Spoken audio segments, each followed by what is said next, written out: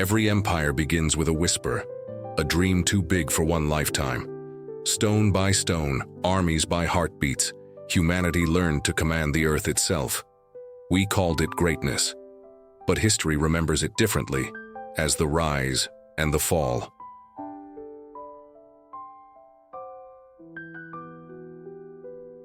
The first civilizations gave us structure, but empires gave us ambition.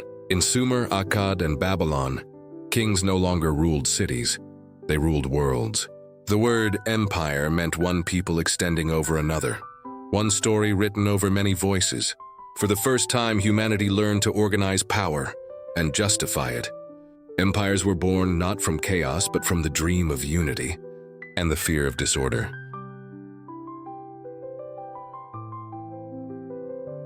In Egypt, power became divine. Pharaohs ruled as gods, their authority flowing like the Nile itself. Monuments pierced the sky not to defy time, but to trap it. Each pyramid a message to eternity. We were here. Egypt taught humanity that power could be sacred, and death could be conquered through memory. In their quest for immortality, they created one of history's most enduring symbols, the illusion that power never dies.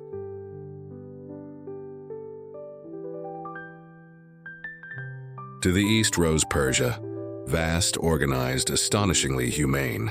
Cyrus the Great ruled not by fear but by tolerance. Under his reign, roads stretched across deserts and people worshipped freely beneath one flag.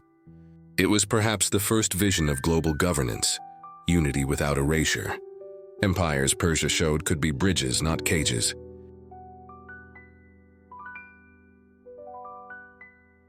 If Persia built roads, Greece built ideals. City-states like Athens and Sparta competed not only with weapons but with ideas, freedom, art, philosophy. From their conflicts came democracy, theater, and the question that would haunt every empire. Can power and virtue coexist? Alexander answered with conquest, a young dreamer who carried Greek thought to the edges of the known world. He built an empire of ideas, not just borders.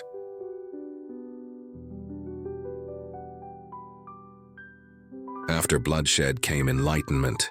In India, Ashoka the Great ruled with a sword, until remorse broke him. He turned to Buddhism, spreading peace where conquest once stood.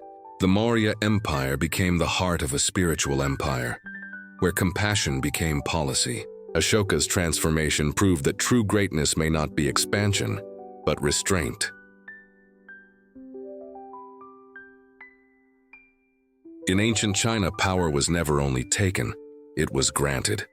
The mandate of heaven bound rulers to moral order. When dynasties lost virtue, heaven withdrew its favor. Empires rose and fell in cycles, Zhou, Qin, Han, each restoring balance. China's emperors dreamed of harmony more than domination. They built walls not just to keep enemies out, but to define what civilization meant.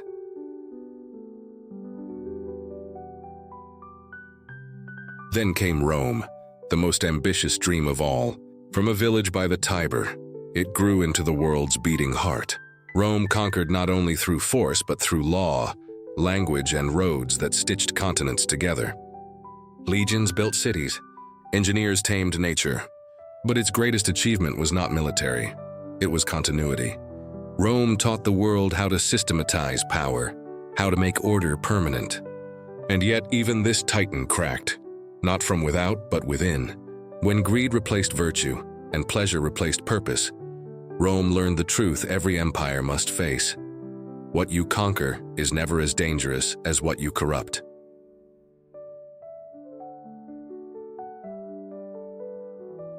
Empires share a heartbeat. Rise, glory, decay, collapse.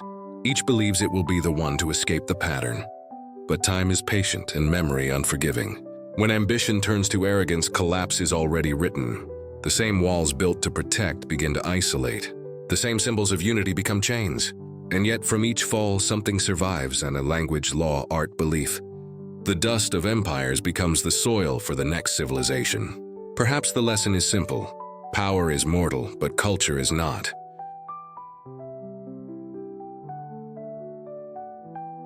What makes empires so human is not their scale. It's their fragility. Empires are mirrors of our desires.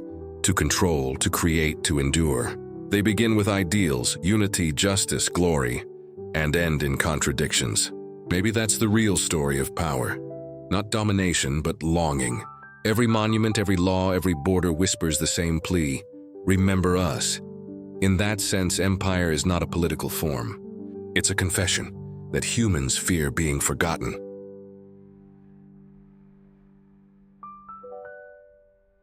Though the empires fell, they left blueprints that built the modern world. From Rome came law, from China, administration, from India, spirituality, from Persia, governance. Even their ruins still guide us, proof that no civilization truly disappears.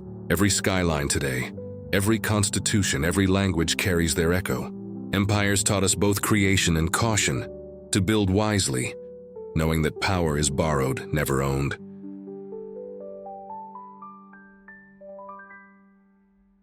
Empires rise because we dream. They fall because we forget what we dreamed for. In the end, history is not a story of rulers, it's a story of reminders. Every fall asks, what will you do with the power you inherit? Because empire never truly ends. It just changes hands again and again. Next time, we step into the medieval age, where faith and empire merge, and humanity begins to question what truly rules: the sword or the soul.